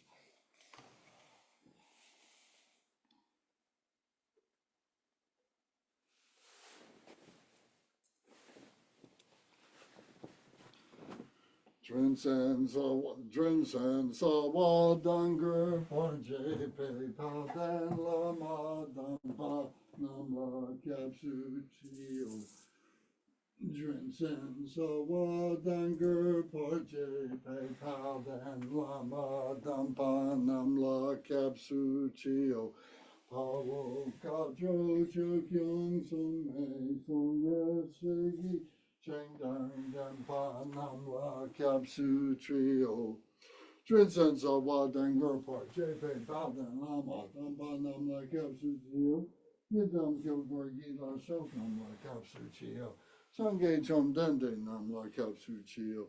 Then pe chom nam la kap su chiyo. Pape ge du nam la kap su chiyo. Woka jo chu kyo me shong ya she gin cheng deng dem ba nam la kap su chiyo. Twin sen so wa den gurpo je pe pao den lama. Dam ba nam la kap su chiyo. Yidam kyo gorgi la song nam la kap su chiyo. Sangye chom dende nam la kap su chiyo. Then pe chom nam la kap su chiyo. Pape ge du nam la kap su chiyo. Woka jo chu kyo me shong ya she gin cheng deng dem ba nam la kap su chiyo. Twin sen so wa den gurpo je pe pao den lama. Dam ba nam la kap su chiyo. Yidam kyo gorgi la song nam la kap su chiyo. Sangye chom dende nam la kap su chiyo. Tempe chom nam la kap su chiyo. Pape ge du nam la kap su chiyo. Woka jo chu kyo me shong ya she gi cheng deng dem pa nam la kap su chiyo. Until I attain the heart of enlightenment, we go for refuge to the glorious Holy Lama together with the kind Root Lama and lineage Lamas. We go for refuge to the deities, to the mandalas of the Yidams. We go for refuge to all the exalted Buddhas. We go for refuge to the perfect Dharma. We go for refuge to the excellent order of the Sanghas. We go for refuge to the Dakas and the Kinis, male and female, Dharma guardians, possessors of the eye of wisdom. We go for refuge to the kind Root Lama and lineage Lamas. We go for refuge to the deities and the mandalas of the Yidams. We go for refuge to all the exalted Buddhas. We go for refuge to the perfect Dharma.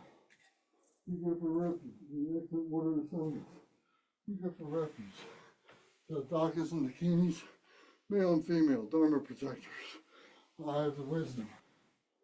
We go for refuge to the kind Root Lama and lineage Lama. We go for refuge to the deities, to the mandalas of the Yidams. We go for refuge to all the exalted Buddhas. We go for refuge to the perfect Dharma. We go for refuge to the excellent order of Sanghas. We go for refuge to the Dakas and the Kinis, male and female guardians, protectors of the eye of wisdom. We go for refuge to the kind Root Lama and lineage Lama. We go for refuge to the deities, the mandalas of the Yidams. We go for refuge to all the exalted Buddhas. We go for refuge to the perfect Dharma. We go for refuge to the excellent order of Sanghas. We go for refuge to all the Dakinis, Dharma guardians, possessors of the eye of wisdom. We go for refuge to the kind Root Lama and lineage Lama. We go for refuge to the deities and the mandalas of the Yidams. We go for refuge to all the exalted Buddhas. We go for refuge to the perfect Dharma. We go for refuge to the excellent order of Sanghas. We go for refuge to the Dakas and the Kinis, male and females, Dharma guardians, possessors of the eye of wisdom. Jinsen so wa den gurpa. Pepe pao den lama. Dampa nam la kap su chiyo. Yidam kyo gorgi la sog nam la kap su chiyo. Sangye chom dende nam la kap su chiyo. Yampe cho nam la kap su chiyo. Pape ge jung nam la kap su chiyo. Pa woka jo chu kyo me. Shong ya she ki cheng den dampa nam la kap su chiyo. Jinsen so wa den gurpa. Pepe pao den lama. Dampa nam la kap su chiyo. Yidam kyo gorgi la sog nam la kap su chiyo. Sangye chom dende nam la kap su chiyo. Yampe cho nam la kap su chiyo. Pape ge du nam la kap su chiyo. Pa woka jo chu kyo me. Shong ya she ki cheng den dampa nam la kap su chiyo. All right, that should be 21.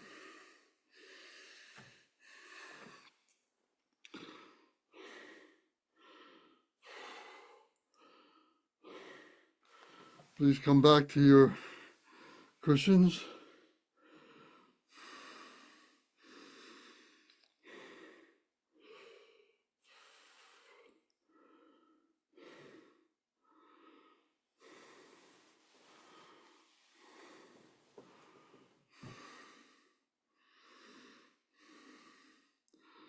As you collect your breath, at the bottom of page 31, it says, note, Recite the refuge prayer as many times as possible. Meditate that the refuge visualization dissolves into oneself and oneself dissolves into emptiness. Rest in this natural state. So we enter into the meditation and we recite page 32. The objects of refuge dissolve into the main figure and he dissolves into your crown. So this is Vajradhara. All the deities, all the images of all the Buddhas and Bodhisattvas, Sangha, and so on from the lineage tree all dissolve into light, dissolve into Vajradhara. Vajradhara dissolves into light and dissolves into you. And then we recite in Tibet. Jab your kornam so wodang, dayang wudu serne rang la tampar gyur. So we'll do a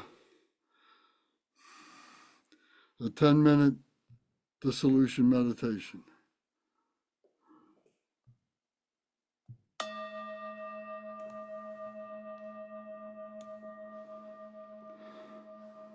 Visualize the dissolution of all the images of the lineage tree.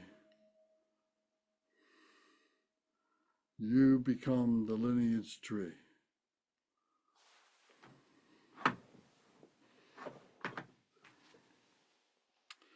Your mind wanders. Bring it back to the dissolution. Visualize yourself sitting in the lotus position as Vajradhara, the primordial Buddha.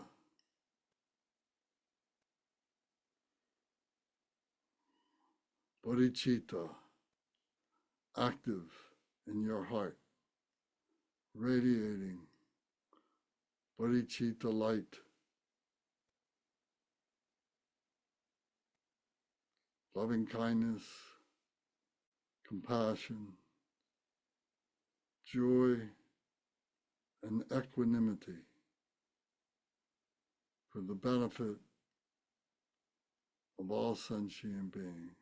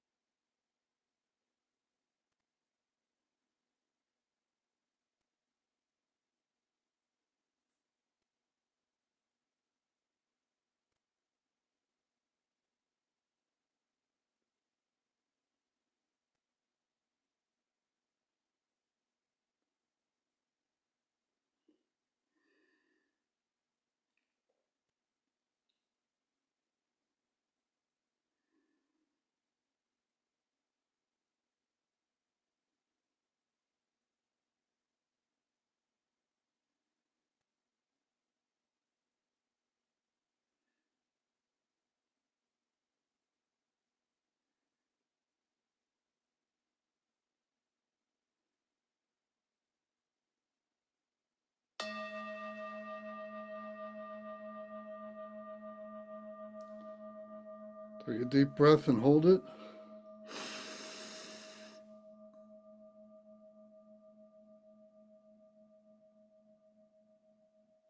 Exhale and hold it.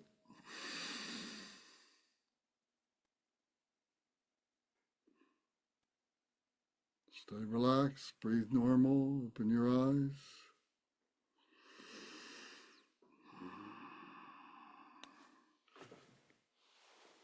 Excuse me.